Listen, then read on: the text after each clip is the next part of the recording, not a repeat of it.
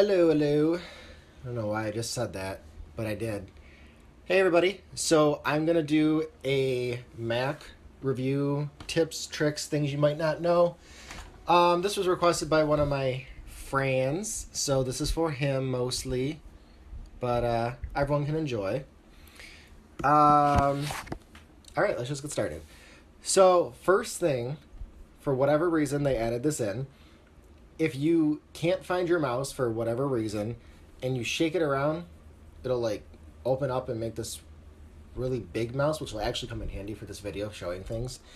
But if you don't like it, like if you find this annoying, like if you're going to be moving your mouse around a lot and you're going to find that annoying, mainly for people probably using Photoshop, you can open up your preferences and turn it off under accessibility and then shake mouse pointer. You can just turn it off and it won't do it anymore.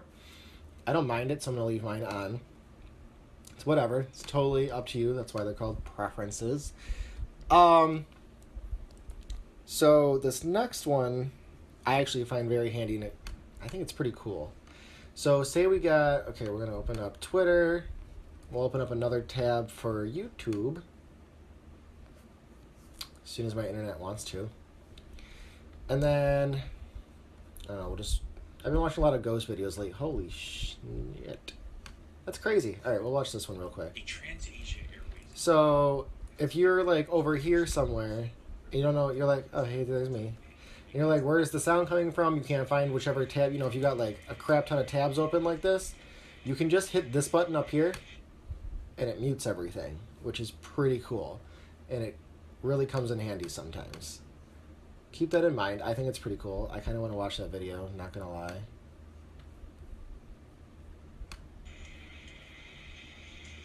That's terrifying. That's terrifying. Alright, so that's pretty much for that. This next one can come in handy if you got to multitask a lot. We'll just open up my contacts, my calendar. Probably don't want people to... Whatever. So if you hold this, it'll open up for split screen, and then it allows you to open up this one. So now you can work simultaneously side by side, rearrange how big you want something, and then as soon as you're done, you can just close it, and then they kind of just go away, if that makes sense. So let's open up. So say you're talking with some people, and you need to find directions for dinner somewhere. So there's all the food, and I can tell Ryan about it right over here. Dick and Jenny's. We still need to go here, actually. So that's fun. So there's that. Let's see what else we got here. Spotlight search. Over here, let me use this big mouse thing.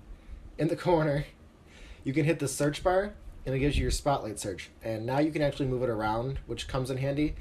And it's for finding literally anything on your Mac. Like, anything. Like, if I typed in iPhone, probably come up with my iPhone videos, also movies, images in my mail, everything. But you can actually use it for conversions, which is kind of cool because I'm a nerd. But if you wanted to know, like, I don't know, like 300 kilometers an hour is 186.41 miles an hour. If you wanted to know $40 in Australian dollars, I don't know, Australian dollar to US dollar. That one actually didn't work, so that's a bad example. I thought it was like the AUD. Well, whatever. Here you go. You get the point. If you need to do that otherwise, just go to xe.com if you really needed to know what Australian dollars were. And now it's going to bother me, so I need to look. It was AUD. Why did it not know that? Whatever. Yeah, so Spotlight Search. You can get it up here, but it's easier. I know you can't see what I'm doing, but if you hit Command, which is the button next to your spacebar on either side, hit Command Spacebar, and it opens it up. I think it's just way easier, because I'm too lazy to go over here and click something. But yeah, so there's that. Also, if you need to run an app on Mac that for whatever reason nowadays doesn't run on Mac, you can actually run Windows on a Mac. And I know a lot of people know this, but a lot of people don't. So if you were to go to your Launchpad, which is where you find all your apps, by the way, and you go into Other, that's where it is by default, and you go to Boot Camp, this will help you set up Windows on your Mac, because you got to put it on like a jump drive or something like that. Jump drive, right? Flash drive? Flash drive. And so if you were to hit continue, it's not going to let me because excuse me, my Mac's almost full. I need to delete a lot of crap off this. But that's how you do that if need to, and it actually, I've done it before, it works really well. It's actually really shocking how well a Mac can run Windows. Emojis, like on your iPhone, you can type with them on a Mac, which is fun. So if anywhere you're typing, you can usually go up to, in the top menu bar here, you can go to Edit, and you can go to Emoji and Symbols. And all the emojis that you have for iOS, you can use on Mac, which is pretty freaking sweet. They're not as fun on the Mac, I've noticed, because it's like, I don't know, they're just a lot, I think they're smaller. Like, I think they're harder to see. So, I don't know. Maybe it's just me. Maybe I'm just getting old. I don't know.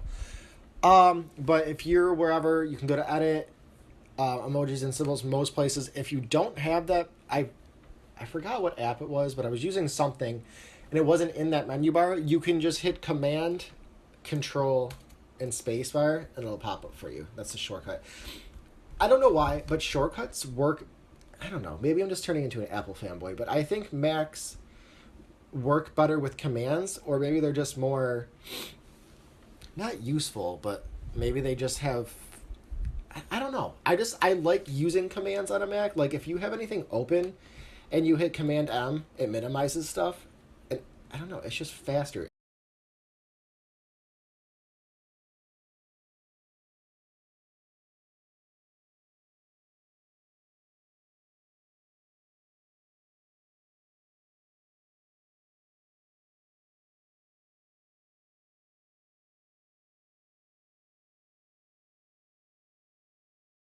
On a Mac, because I'm nerdy like this, if there's ever you're somewhere and you don't know a certain word, you can use a shortcut to pop the dictionary open. The Mac has a built-in dictionary here if you ever need it, but it's easier to just highlight the word by clicking with two fingers, and you can just hit look up, and it just pops open the dictionary. And I think that's awesome because it comes in so handy. If you're in school, it comes in handy a lot, especially with all the reading and stuff. It comes in so handy. You don't have to like go to a separate website, find dictionary, look through it. It's just like anything. It's right there. And normally it'll give you the thesaurus too, which is cool. So there's that. I want to say it's called Expose. If you have a bunch of things open, so I'm going to go ahead and open some more stuff again. And if you need, so say we're on here, and if you take, I know you can't see it again, but on the trackpad, if you use either 3 or 4 fingers and just swipe up, it shows you all your open windows and you can just switch between them. Or if by chance you have things open in full screen mode, you can swipe with your fingers to the right. With all 4 fingers, you can swipe right and left and it'll go in between them. And I think that's pretty cool. That comes in handy. I don't use full screen mode that often, but when I do, for when I'm editing stuff, it just makes it a lot easier. I think it makes it a lot easier. Close, goodbye. So that's cool. So you can do that with either 3 or 4. Actually, I think I can show you in the trackpad settings. And it is Expose, I was right. So you can swipe like that.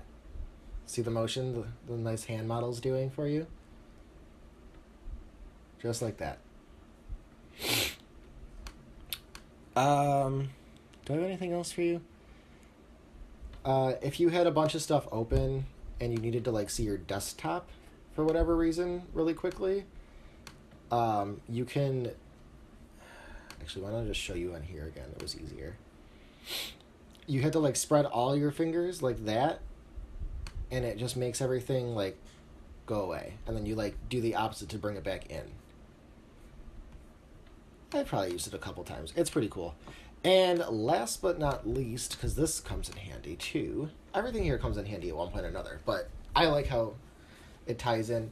If you click on this hamburger menu up here, or slide in with 2 fingers from the right, like this, it opens up your notification menu, and you can go over here to today, do not disturb.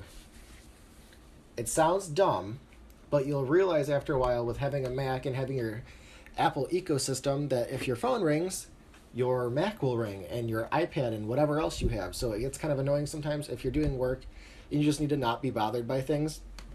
Because when you get actually, I can text myself from my phone to show you.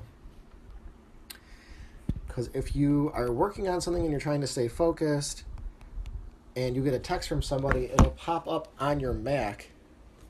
I don't know if it's going to work because I just did it from my phone. But normally you'll get a notification over here on the side.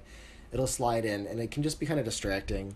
And if you just want to avoid all that altogether, it's just easier to throw it on Do Not Disturb mode. And I'm trying, and I don't think it's going to want to do it for me, though. Whatever. Just trust me. It does. Alrighty.